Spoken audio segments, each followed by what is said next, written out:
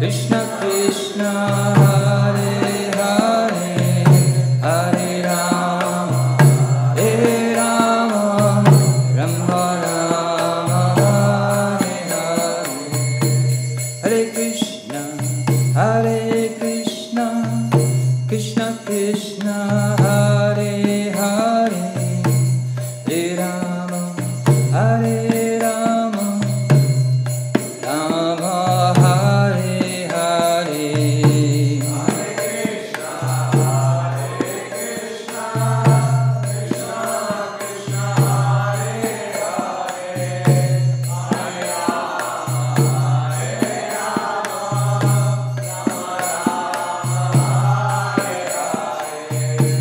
Hare Krishna, Hare Krishna, Krishna Krishna Hare Hare, Hare Rama, Hare Rama, Rama Rama, Hare Krishna, Hare Krishna, Krishna Krishna Hare Hare, Hare Rama, Hare Rama, Rama Rama, Hare Hare, Hare Krishna, Hare Krishna, Krishna Krishna Hare Hare, Hare Rama, Hare Rama, Rama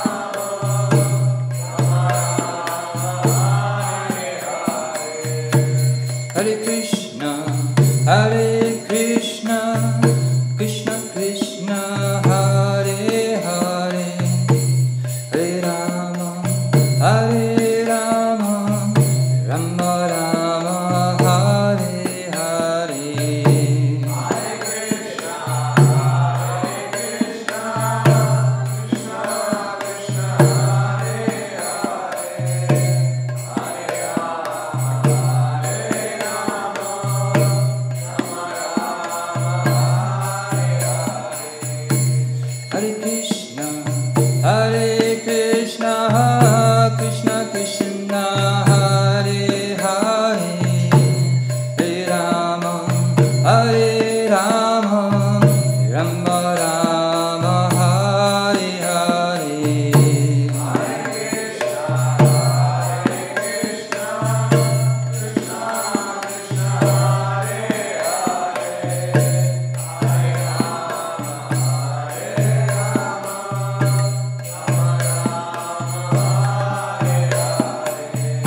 Hare Krishna, Hare Krishna, Krishna Krishna Hare Hare, Hare Rama, Hare Rama, Rama Rama, Hare Hare, Hare Krishna, Hare Krishna, Krishna Krishna Hare Hare, Hare Rama, Hare Rama, Rama Rama, Hare Hare, Hare Krishna, Hare Krishna, Krishna Krishna Hare Hare, Hare Rama,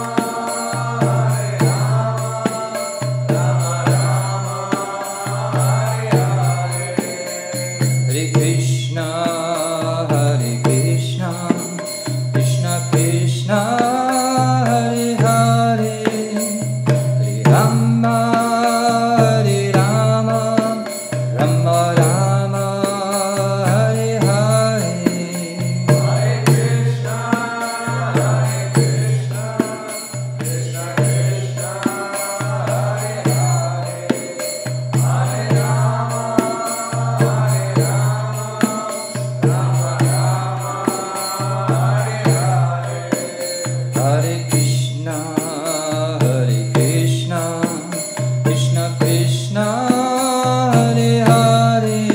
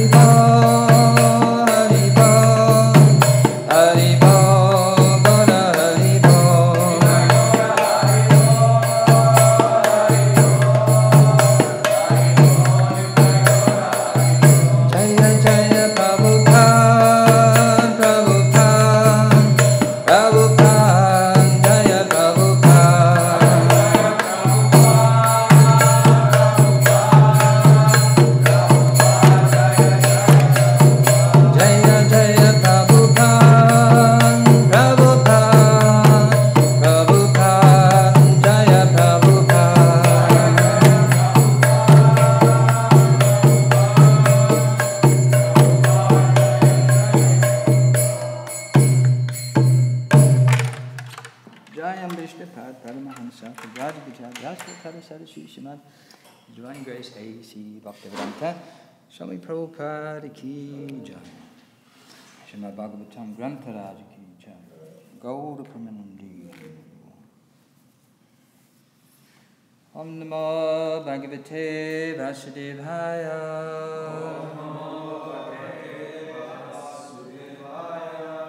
Om Namo Bhagavate Vasudevaya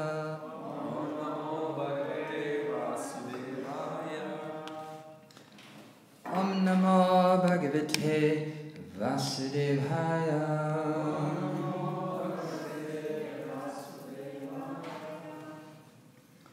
Reading from Śrīmad Bhāgavatam, Canto 4, Chapter 8, Dhruva Maharaj leaves home, text number 22.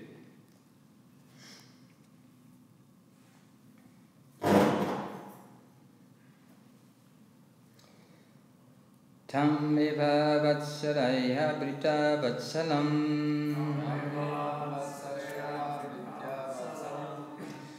Mukshubi mrigya padabja padatim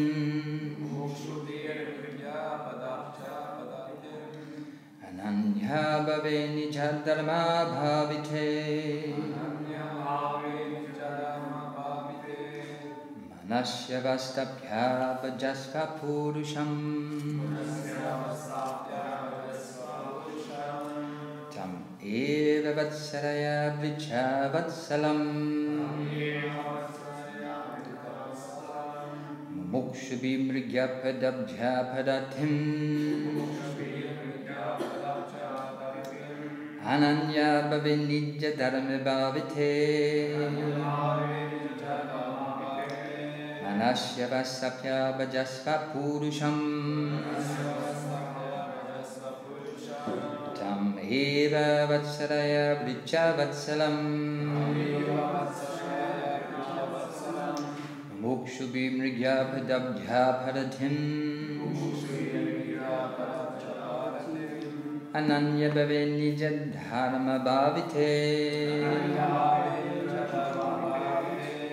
Manasya vastapya vajasva purusham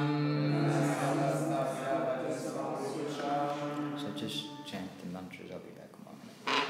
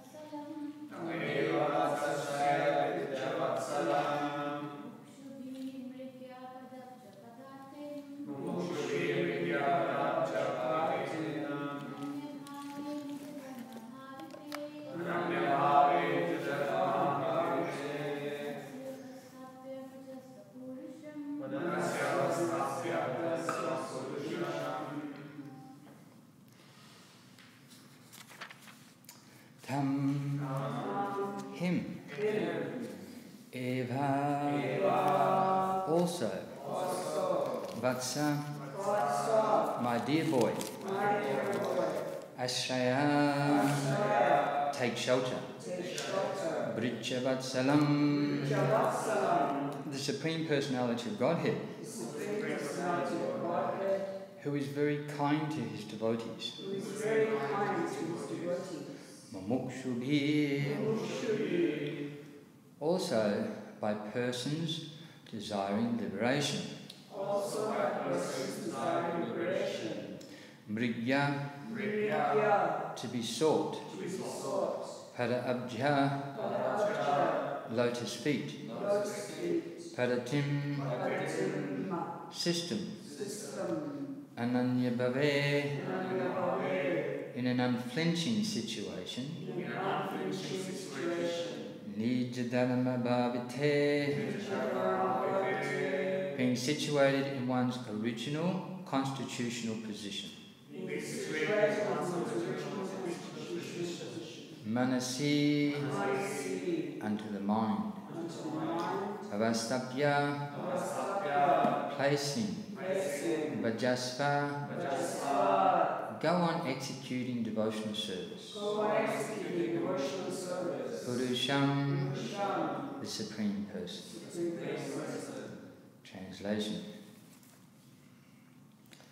My dear boy, you also should take shelter of the Supreme Personality of Godhead, who is very kind to his devotees.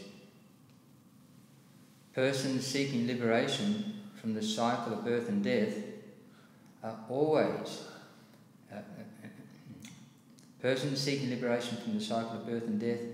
take shelter of the lotus feet of the Lord in devotional service.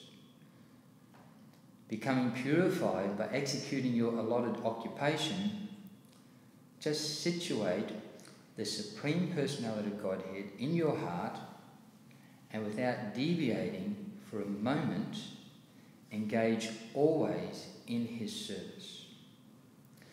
Purport by His Divine Grace A.C. Bhaktivedanta Swami Prabhupada. The system of Bhakti Yoga described by Queen Suniti to her son is the standard way of God realization. Everyone can continue in his constitutional occupational duties and at the same time keep the Supreme Personality of Godhead within his heart. This was also instructed by the Lord himself to Arjuna in Bhagavad Gita. Go on fighting, but keep me within your mind. That should be the motto of every honest person seeking perfection in Krishna consciousness. In this connection, Queen Suniti advised her son that the Supreme Personality of Godhead is known as Vricha Vatsala, which indicates that he is very kind to his devotees. She said, "You came to me crying, having been insulted by your stepmother, but I am unable to do any good for you. But Krishna is so kind to his devotees that if you go to him, then the combined kindness of millions of mothers like me will be surpassed by his affectionate and tender dealings. When everyone else fails to mitigate one's misery, Krishna is able to help the devotee." Queen Suniti also stressed that the process of approaching the Supreme Personality of Godhead is not easy, but is sought after by great sages who are very advanced in spiritual realization. Queen Suniti also indicated by her instruction that Dhruva Maharaj was only a small child, 5 years old, and it was not possible for him to purify himself by the way of Kama Kanda. But by the process of Bhakti Yoga, even a child less than 5 years old, or anyone of any age, can be purified. This is the special significance of Bhakti Yoga.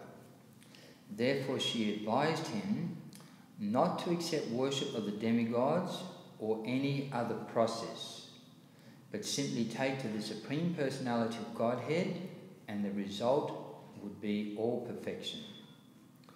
As soon as one places the Supreme Personality of Godhead within one's heart, everything becomes easy and successful.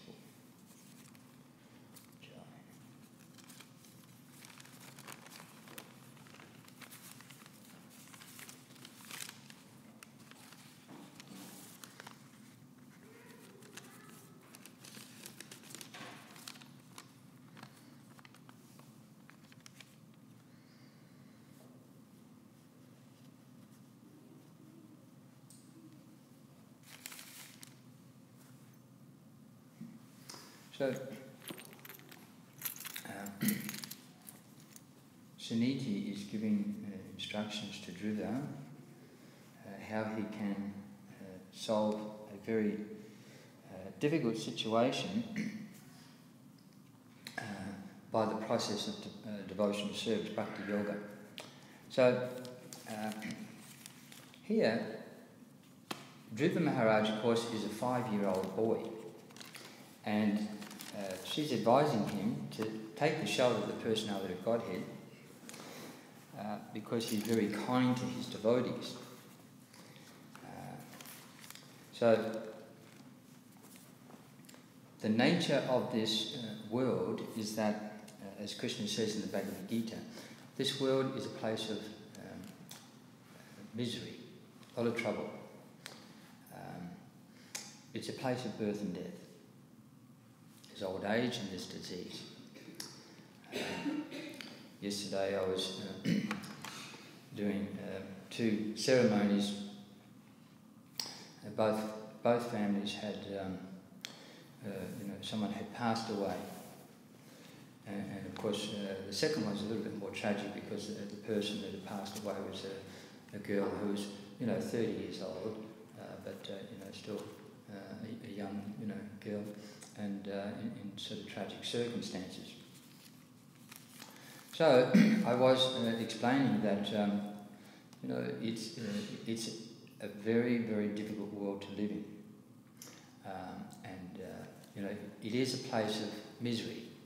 It's a place of birth and death, and but we accept it as somewhat of a playground.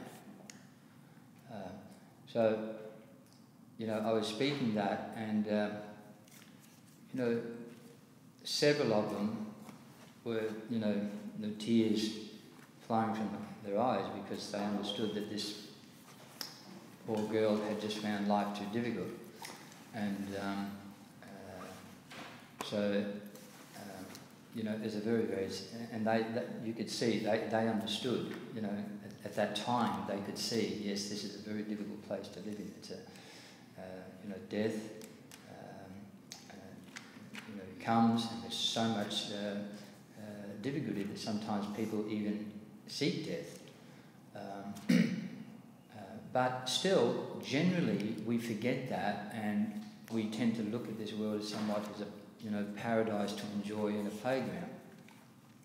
It was a very, very sad scene, but as soon as I finished the ceremony, then a whole lot of the children from the temple came in and sat down to play. So, you could see, that consciousness. That's, 1 minute there's a reflection on the actual reality of the world, and the next minute people come to the same place and begin playing. So, but you can't play forever.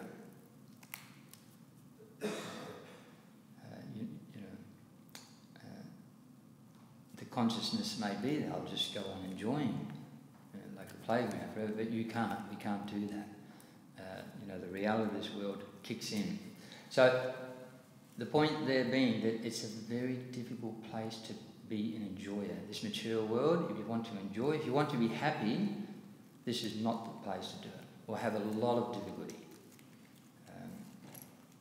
So much problems. And of course, Dhruva Maharaj is experiencing this.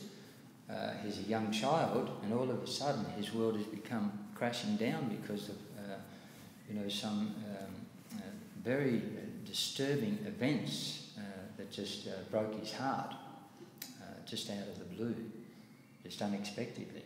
A young child is innocently, and all of a sudden the nature of the world kicks in, the harshness, not just of the world itself, but the people who are living in this world, who have these very harsh, self-serving mentality, looking at others as someone to exploit or subdue for their own happiness. So that aspect of the world come crashing in. But on the other hand, worship of the Supreme Personality of Godhead, especially through Bhakti Yoga, is very easy. So in this purport, we see two things being reflected upon. One is that Saniti is presenting to Dhruva that if you want to approach the Supreme Personality of Godhead, that in itself can also be difficult, very difficult. If you take up the path of Karma Yoga, or Jnana Yoga, Astanga Yoga, austerity, it will take many, many, many lifetimes, many, many births of controlling the mind and the senses and performing one's activities with great precision, not making any mistakes. And sometimes where there are mistakes, then one, suffers the results of that, and after many, many births. And even then, it's very rare that actually someone will actually attain perfection by doing those processes, even if they do that for many, many births. It's actually very rare that anyone will actually get to the point where they attain self-realization, what to speak of God realization. So it's a very, very difficult path. So Krishna himself, on the other hand, Krishna recommends Bhakti Yoga, which is actually very easy. And coming down through the Parampara system, we follow that process of Bhakti Yoga. And in the beginning of this purport, Srila Prabhupada says, the system of Bhakti Yoga described by Queen Saniti to her son is the standard way of God realization. So, in other words, the standard way is the appropriate way that's recommended. So that's the standard. But generally, people may not want to do the standard way, the standard thing, the one that's recommended. So, Srila Prabhupada had a term, he called it over-intelligence. In this material world, Srila Prabhupada would say that we become over-intelligent. I'm going to ask the children, do they understand? What do you think, what's your name? What's his name? Hare. When Prabhupada says someone is over-intelligent, too intelligent, what do you think that means? If someone's got too intelligent, what do you think that means? Do you know? What do you reckon? I agree. Do you think? What do you think? I agree. If Prabhupada says someone is too intelligent, over-intelligent, what do you think that means?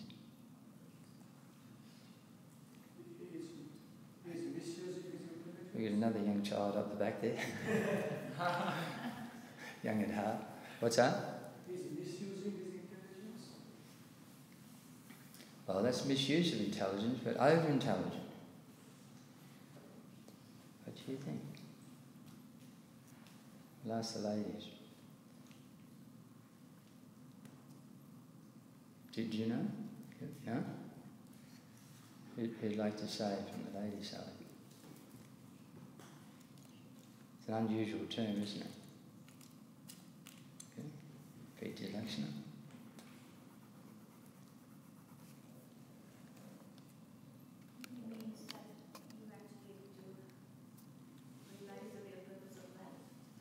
over-intelligent? No. No, it means they've got too much intelligence for their own good. And when you have too much intelligence for your own good, you do something very foolish. So, you know, it's a very gentlemanly way of, you know, saying something. But too much intelligence also indicates that a person is very qualified with intelligence. You know, just like someone can have a vast academic education, you know, on their walls, all sorts of certificates.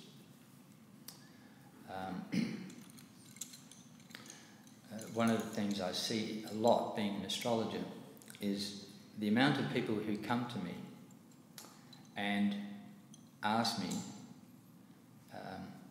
their life is a complete mess. But these are intelligent people, sometimes over-intelligent, have so many qualifications. So, you know, they can do things very expertly, so there's a lot of intelligence there. But they're so busy using that intelligence clouds their ability to see something's very simple, practical way of doing something. And so their intelligence is so caught up with so many, you know, things that other people can't even conceive of, that the simple things or the standard things they cannot do. I was explaining to a group of people yesterday, so there was amongst one of the groups that came, a lot of them were a large Italian family, and there was one very elderly lady there, who was about 80, and had a little chat with her. I noticed when I was sitting down that some of the people were talking, but the elderly lady was sort of got left out a little bit. You know, so sometimes that tendency that perhaps they may not have anything to really contribute because they're so old. And, you know, we're the new generation, so we're doing everything and they're from the past. So I sat next to her and I said, so you have a nice veranda? And she said, yes, yes. Like, how did you know? And I'm thinking, because the older generation, they're intelligent. They still know how to sit and relax for hours and on end and talk about, solve problems by talking about things in a very slow, methodical, peaceful way. And going for, and I say, you like to go for walks? So she's 80, still going for walks. You know, thinking things through in that peaceful, you know, quiet environment. And I was explaining to her that, you know, in past cultures, they didn't have, like, so much psychologists and things like that. And you would think, oh, well, how would people, you know, deal with all the, you know, mental problems? But they didn't have as much mental problems because, you know, simple things like, you know, a young girl, you know, could be 10, 20, 30, but the mother or the auntie or the older sisters or the cousins, they would brush her hair. You know, 100 strokes like that, they brush their hair. And so, very relaxing. So then if the girl's got any disturbances going on in her heart, you know, sometimes they don't like to talk about, but when you relax, you know, and then there's a nice, friendly relationship, so then one will express what's in the heart that one may not speak about. And then just even speaking that. So it's a very, you know, there's no hypnosis required or medication. It's just a conversation in which any little disturbances from the very beginning on a daily basis, they're brushing the hair do on a daily basis. Rather than what we do in our society, wait to 20, 30 years to disturbance in the heart has become so complex that even the psychiatrist cannot understand it. You know, every day you monitor, there's a little something that's not should be there in the consciousness, and then that's gone. And have a little chat. And then there's no need for marriage counselling, because if there's any disturbances in the heart of the girl, then instead of, you know, throwing that out at the husband, by the time she's speaking with the husband, that's all settled. But so a very simple solution. So we have a very complex way of doing it. So simple things. So, you know, things like going for a walk, you know, people can't see the value in that, unless perhaps they've eaten too much.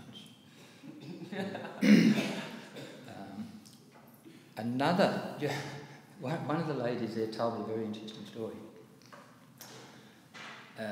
Some of them were teachers. So she said they took some of the students out on excursion to one of the country towns. And there was a young teacher who was the guide. They were going through, I think it was Euroa. So she said, I think they were grade 6 primary or something. So she said, children, we're going to go for a walk through the town, and you're going to experience some very unusual things. So we want you to try and participate. Now, as you're walking through town, some people might say, hello. Now, what you've got to try and do, you can try and interact and say hello back. Now, this lady who was telling the story, she was saying this in all seriousness. So, you know, it's a new experience. And, you know, I've seen on the current affairs, you know, so it's like national news, prime time. They're introducing new things in the family, in the schools.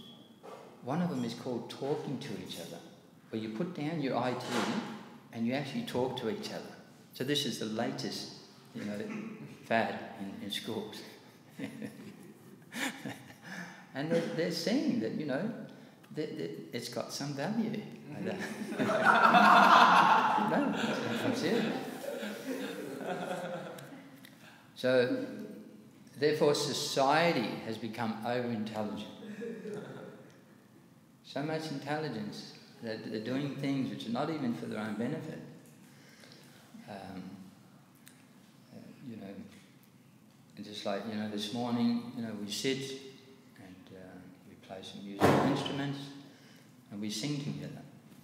It's a very enjoyable experience, you know, singing and, you know, singing a song with a beautiful tune, and it has very, you know, spiritual, uplifting, you know, meditation, very pleasing to Krishna, and you just become happy. It's very, very easy to become happy. But actually, in today's society, mostly people have to pay someone thousands of dollars to somehow, you know, tell them, how can I become happy? And as I was saying about the, you know, astrological readings, that what I notice is that people can use their intelligence, you know, to gain money, to build a house, to fill their garage with nice cars and their home with all sorts of things. They can build big bridges and skyscrapers and technology. But the ability to be happy is just gone. To apply that intelligence just to be happy in life, that they cannot do. And sometimes I just put the astrology chart away and think, I don't need a chart. You know, they're asking me how to be happy. I don't have to look at your chart. I said, do you go for a walk? You know, do you sit down, have a chat with your family and things like that? And I said, you do that, you'll be happy. You know? And they think, oh, you it's like Prabhupada tells the story, right? Prabhupada tells the story. And this is why Prabhupada, it is this aspect of astrology that Prabhupada didn't like. Not astrology itself, but this aspect. He didn't want fools in society doing this, and he didn't want devotees imitating fools in society doing that. And that is that he tells the story of the yogi who was sitting in a tree. Not the yogi, someone was sitting in a tree and he was cutting the branch, so he wanted some firewood. But he was sitting on the part of the branch that was full.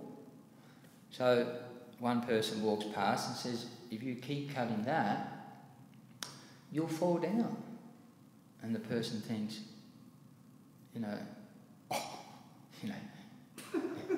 you think you can see the future? You think you're so much special, you can see into the future? So then the person walks off, keeps cutting the branch. Branch falls down, he falls down, branch falls on his head. He gets up, he's got 2 big lumps on his head. He goes up to that person. Oh, you are a great yogi. You can see the future. Like that. So,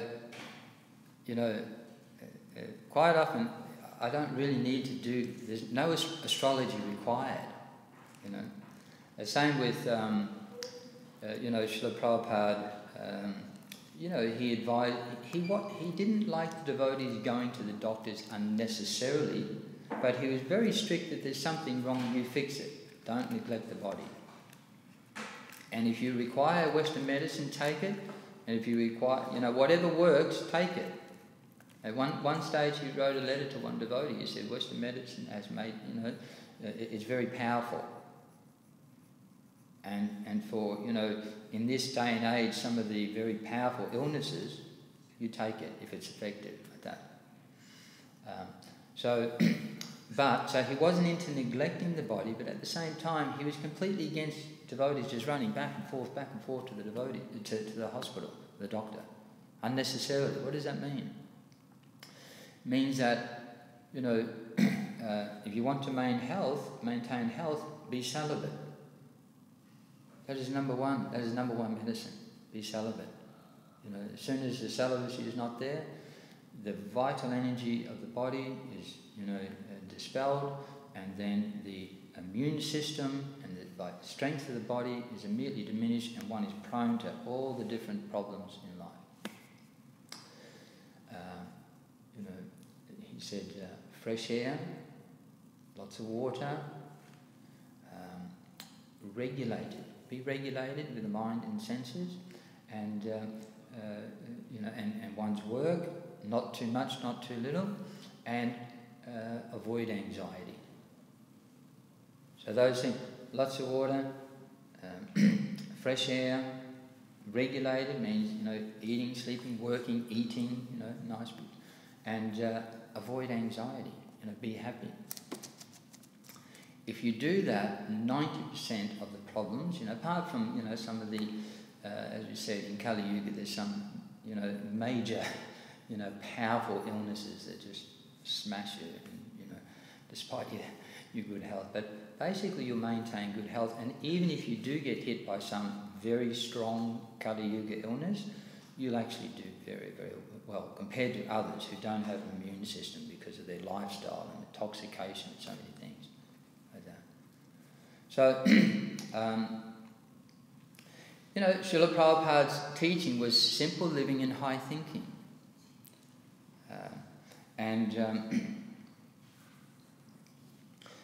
By practicing that,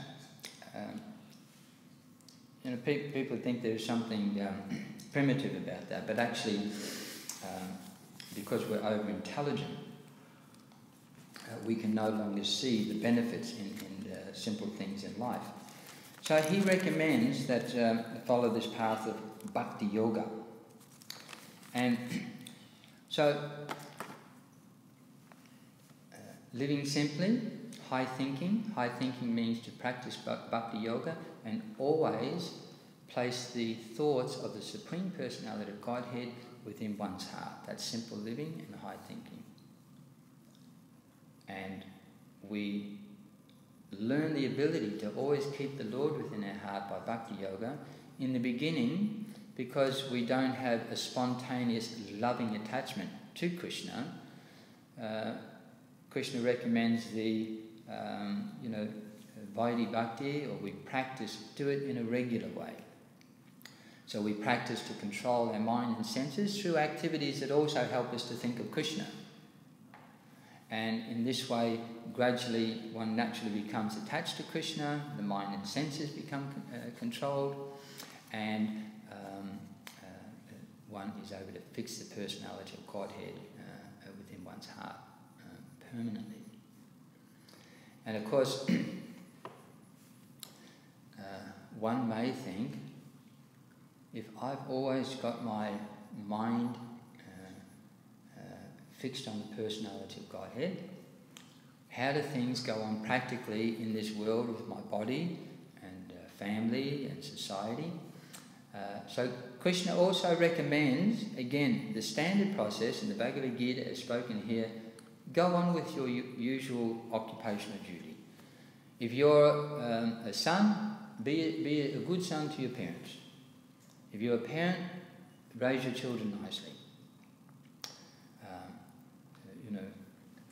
If you're be a good member of society, not a criminal, troublemaker. If like Arjun was a warrior meant to protect religious principles and protect the rights of citizens, then fight.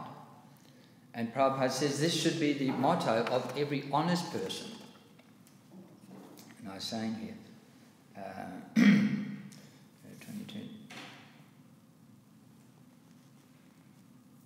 That should be the motto of every honest person seeking perfection in Krishna consciousness. Right? So, in other words, do your regular occupational duty, but keep me within your mind. And Prabhupada says, every honest person, because it's the dishonesty which complicates things. It's very easy for an honest person to be simple. One of the qualities of a Brahmin is that they're simple. Those who are in sattva, that they're simple. The more we desire to enjoy the property of Krishna, the more complex it becomes to be honest in this world. The more we desire to enjoy, it becomes very difficult to be honest. So again, it's a very simple, natural process. So no one has to change their position. Makes it really easy. If you have to give up everything you know and everything you like, you're sort of fit to do and situated to do naturally. If you have to give up being a father, you've got children and you have to give up that, or being a mother. You like to build things and you have to give up that. You like to be very active and physically doing so many things. And you have to sit and do nothing. Very, very difficult. So Krishna is recommending something that's the simplest solution. You want the simplest solution to your problem? Don't give up something, which is natural to you and which you don't have to give up. Why give up something that's natural to you and you don't even have to give up? A very difficult process, which is followed by the jnanis and the yogis, is that they feel that doing their occupational duty should be given up. So Krishna recommends that, and when one's mind and senses are perfectly controlled because one is happy in Krishna consciousness, and the process of bhakti and one's regulated activities and one's occupational duties, one's intelligence is very, very clear and expert. That means that, as Prabhupada said, a devotee of Krishna, because people accuse the devotees of being somehow, by opting out of society. So therefore, you've left your parents, you've left your home, you've come to Krishna consciousness. So then they accuse Prabhupada, that he is some sort of rascal, taking our sons and daughters out of society. They could have been doctors, they could have been lawyers, and now they're running around chanting Hare Krishna. So they're not very happy with him. But Prabhupada, he would invite their parents, he'd come to the temple, I'll have a chat with them, he'd give a little bit of a shadam, have a little chat with them, warm up their hearts just by being friendly. And he would explain to them, that actually they will become the best sons. They will become the best daughters. They will become the best members of society. They will contribute the best like that. Why is that? Is because their mind and senses are perfectly controlled and they're honest and pure. Now, how is it hard? One can't argue with that. At the moment, we have a society filled with people whose mind and senses are completely out of control. And their hearts are filled with greed, pride, anger, harshness, arrogance, deceit, illusion. And we're supposed to accept that they're going to be better sons and better daughters, better citizens. What do we actually see?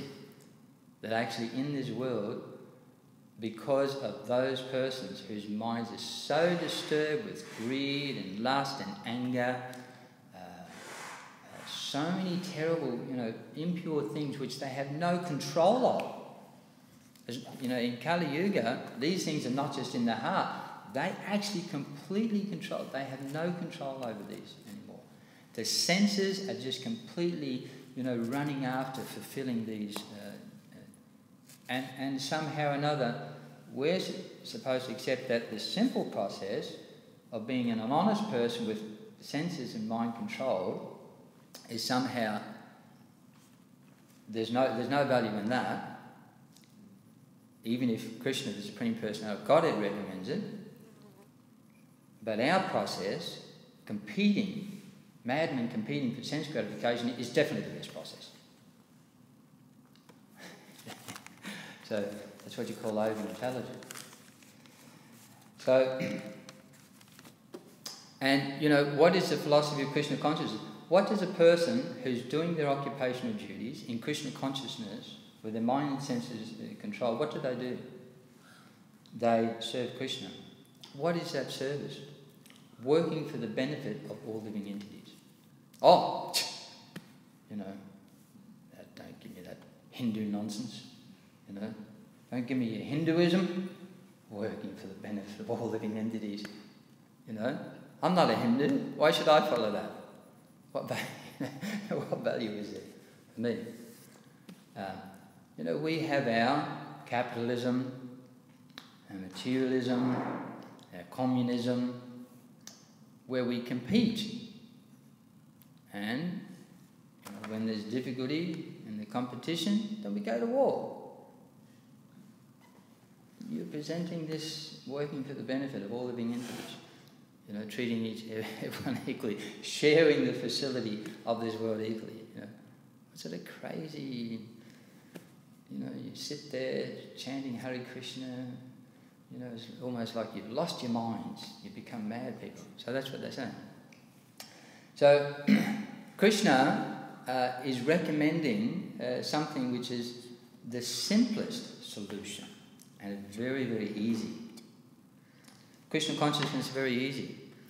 As devotees, if we want to become Krishna conscious, if we say, yes, I see some value in this Krishna consciousness, do my occupational duty, control my mind and senses, fix the Lord within the heart, get out of the cycle of birth and death, live happily even in this world. I'll have a little of that, thanks. I'll have what he's had. And if we decide, then we think, how will I do that? Like Arjuna said, the mind is, trying to control the mind is like trying to control the raging wind. But Krishna, he gives so much for the mind and the senses. So Krishna himself appears, Jai Radha Madhava, Kunja Bihari, so many wonderful pastimes to fix the mind on. Beautiful, loving pastimes, pure, loving pastimes. No tinge of, just an interplay of love, pure love on a completely transcendental platform. Between so many unlimited personalities with the most wonderful qualities and abilities. In a setting, natural setting of Vrindavan and the beautiful Jamuna River and the beautiful, moon and the deers and the birds, like that, to fix the mind upon. He appears in and speaks the essence of all. How to be Krishna conscious. He speaks himself. You do this. You don't have to research anything. You're not going to need any universities. I'll just tell you, look, let's put it into 4, I'll spell it out a little elaborately, but it's still the essence of everything. But let's put it into 4 things. Offer obeisances. Oh, I think I can do that. Touch my head to the floor. Become my devotee. Be a little. Krishna is very friendly to us. Yeah, I can be a little friendly to Krishna. It's not going to, a little smile, it's not going to hurt too much. Worship me. Now, as described here, there are other persons we could worship. We can worship ghosts and spirits. Doesn't sound too. We can worship demigods. That's very difficult. We can worship materialistic leaders. Stalin, Marx. So many different personalities. Mao Zedong. Very, very difficult. But to worship Krishna is actually very easy. Worship of Krishna is very easy because he's everywhere. So to worship anyone else, there are all sorts of restrictions, all sorts of difficulties, all sorts of considerations. To worship Krishna, no consideration. Where's Krishna? He's in my heart. Okay, all right, found him already. Don't have to, no more searching, he's right there. And everywhere I go, Krishna goes with me. And within every atom. So everywhere I look, there's Krishna. He's in the taste of water, he's in the Ganges and the mountains and the purifying wind, the sharks and the lions. Krishna is very friendly. So we already have, he's the Supreme Father, so we already have this eternal relationship with Krishna, that he's the Father of all living entities. We don't have to establish a relationship. Sometimes, like we see we're trying to match people up for marriage, you've got to establish a relationship and what have you. But with Krishna, it's already there. It's eternal. And that relationship is very friendly, is very loving. So really, so it's a matter of remembering what is already there. So Krishna has, and then this process of Krishna consciousness, to think of Krishna, to serve Krishna, then he gives a process of bhakti yoga. What is that process? Maybe very deep. No. Can you hear? Yes, I think I can hear. You hear some Bhagavad Gita? Yes, okay, I can do bhakti yoga. Can you, maybe speak a little of what you heard? Can you remember what you've heard? Offer some flowers to the deities, maybe grow some flowers in the gardens. One of the services my wife and I like to do is padasevana. We do that at home. We do a lot of padasevana. We make gardens, when I take the ashes from the juggies, take it home, compost it. You get these, vegetables that grow like this, and flowers that actually smell, and beautiful aroma. And we do so much padasevana for Krishna. And yeah, we can grow some flowers. And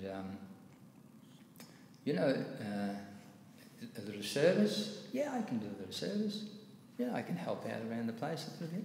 So actually, then the processes of devotional service very, very easy. So then we still may, oh, you know, I've got so many things in my head, you know, like that. So then, you know, here we'll give you, you know, some Krishna. He appears at Chaitanya Mahaprabhu. He says, oh, you still can't follow Gita. No? That's okay. I'll show you how to do it.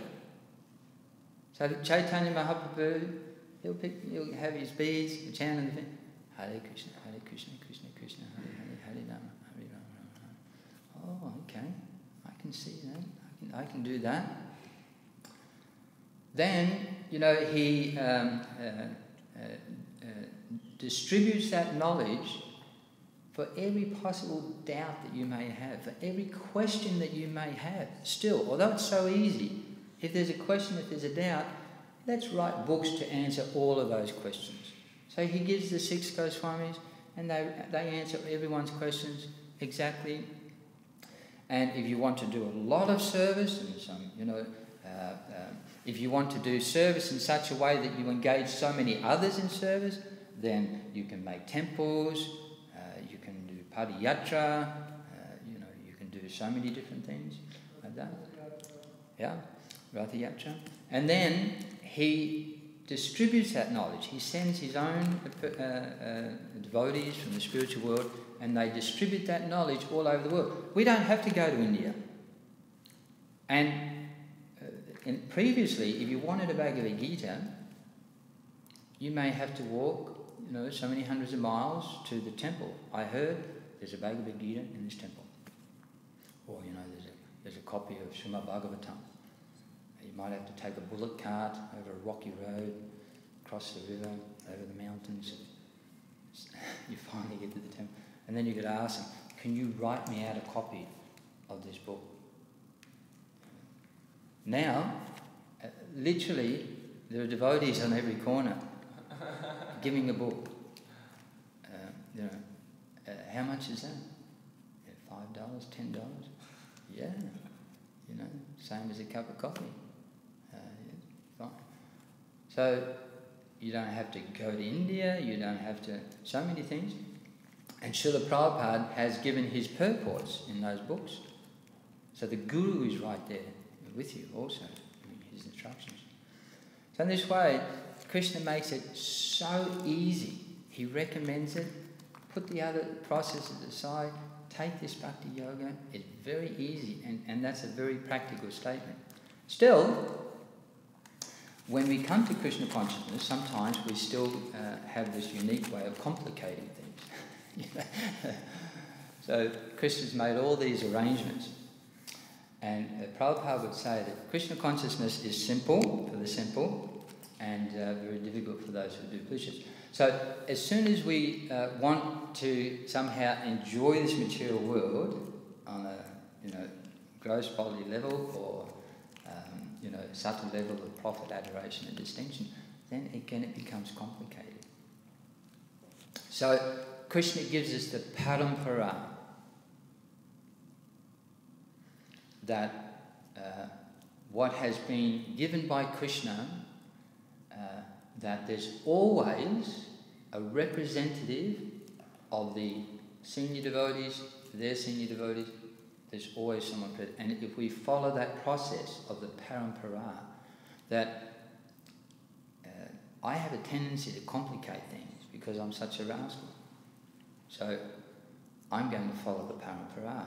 That means I'm not going to do anything or say anything unless I know that it's coming down from good quality devotees who know what to do and what not to do. But if we feel that, which happens, but if I do what this devotee asked me to do, and if I do it in the way he's telling me to do, there's no credit for me and there's no prestige for me. And Krishna's gone to so much arrangement to do, and that's where it all stops. Then it becomes complicated again. So, you know, you do see this. I experience it on a regular basis. Sometimes, for instance, just little examples. A couple of times I've seen when they're serving the feast that the serving time has gone way overdue, and hundreds of people lining up, and they're very, very, getting agitated and pushing me in like that. But sometimes I'll go up to the service and I'll ask, who's in charge, and I might suggest something, and it is never accepted. Because I see them, they usually look at me and think, I've never seen you serving Prashadam, so what do you know? And besides that, I'm not going to do it your way, because I'm in charge and I'm going to get the credit for that. So, now, to me, that's where the over-intelligence, because I think to myself, I think most people know I've been around since 1978, that's 40 years. How is it possible to be in ISKCON for nearly 40 years and you've never served Prashadam? And someone's looking at me as if, when have you ever served Prashadam? So, especially in the old days, we didn't have a congregation. Now we have a congregation. In the old days, every devotee served Prashadam, breakfast, lunch, dinner, and every single feast. We served every meal, every day, year in, year out. Whether we travelled or what. And they're looking, when have you ever served Prashadam? I don't. Actually, when I was in New Zealand, over many years, I travelled with my spiritual master, and my one service was just to organise the serving of Prashadam. And also, when I was manager of Gopals in New Zealand for a couple of years, my service was to organise all the serving of Prashadam. But still, so it's an example that it's strange with Krishna makes it so easy. And all we have to do, and Prabhupada said, he said, my credit, people praise me, I've done so much. My credit is I did not change anything my spiritual master has given me. I didn't add to it, and that is my credit. And do you know, that is the most difficult thing to do. The simplest thing to do in Kali Yuga is the most difficult, it is the thing that they will not do. They will do everything else, but they will not do that. Even Srila Prabhupada's godbrothers, his spiritual master said, GBC, don't become one guru. What do you think they did? They disobeyed. And everything, went to hell. Prabhupada, the simple thing, Gurudev says this, I would do. He said, print books, distribute books, preaching the West, establish a GBC, so many things. Whatever his Guru Maharaj, he said, if there's one credit I can take is that, he followed his Guru Maharaj's order strictly like that. That's a Parampara system. So, the last, so if we remember Krishna, there's a verse in the Chaitanya Charitamrita, just to summarise, where it says, if one remembers the lotus feet of Sri Chaitanya Mahaprabhu, then very difficult things become very easy to execute. And if somehow or another one forgets the lotus feet of Sri Chaitanya Mahaprabhu, then very easy things become very difficult to do.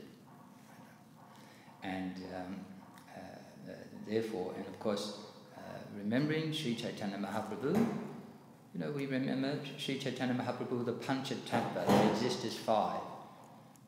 The Lord, his expansions, the spiritual energy, the spiritual master, that is remembering the lotus feet of Chaitanya Mahaprabhu. And if we do that, following the Parampara system, then devotional service is very easy. Otherwise, even devotional service, which has been made easy by God, becomes impossible. Hare Krishna. So, any questions? Yep. Yep. How can we control our mind and senses? How can we control our mind and senses? Yeah. Well, by doing things using our mind and senses in a way that makes us happy while we're thinking of Krishna. So you're doing some writing, are you? You're writing. Were you writing or drawing? I'm writing. You write. What are you writing? Points. What is it? The points of my class. Really? I was wondering, how old are you? I'm 6 and a half. I don't see many 6.5-year-old boys who can sit so peacefully as I've seen you sit. Oh, very good. You know, I very rarely see boys who can sit and just like we've been giving class for about an hour, and your mind and senses are completely controlled. Other children, they'll be running around, you know, doing this, pulling things off here, you know, banging that, making a noise. They couldn't sit. So, as you're doing, just keep doing that. Yeah, you use your mind and senses and think of Krishna, and then that's how it's... Just as you've done there, you keep doing that for the rest of your life, and as easy as you found it today, you'll find that easy for the rest of your life. Well done. Hare Krishna. Yeah. Any other questions? All words to the Prabhupada.